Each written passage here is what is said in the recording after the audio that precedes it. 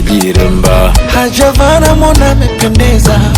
Niwaambie wanawake, ukitaka kujua mwanaume baili, yani ukiona mwanaume anakusifia kwa vitu ambavyo hakuna, jua hataki kukuhudumia. Na kiongozi wa wanaume baili ni Harmonize. Muulize Kajara, labda kama amesha sawa alivyonyang'anywa gari. Sasa mtu utasemaje? Hajavana mwana amependeza. Unataka waanze kutembea uchi kama wanyama. Yani wazee kila siku wanaharamika. Nguo wanazozivaa sasa hivi wanawake hazina maadili. Halafu kuna mjinga anataka avue kabisa.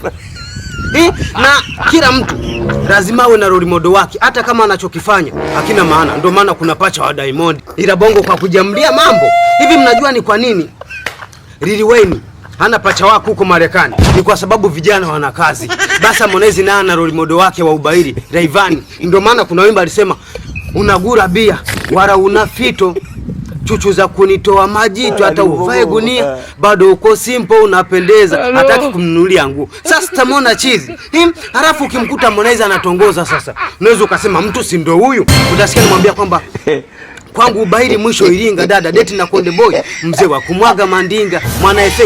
Mshauri kijana huyu, pesa sio matako kwamba kila mtu anazo. Ndio maana tajiri wa Geita ni mmoja, ila migodi ni ya wote.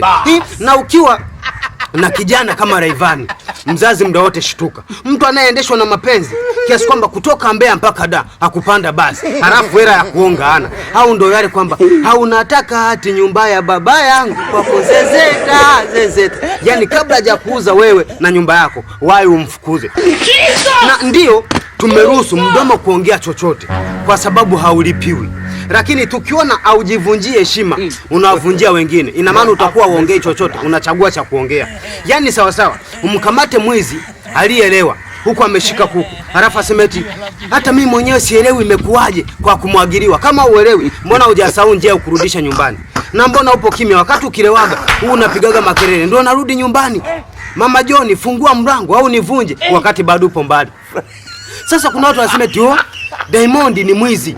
Ukiachana na wizi wa nyimbo, ni mwizi wa nyota. Kila anayefanya naye nyimbo lazima apotee. Ndio maana Chris Brown hataki kumpa koraba, anaogopa kuibiwa nyota.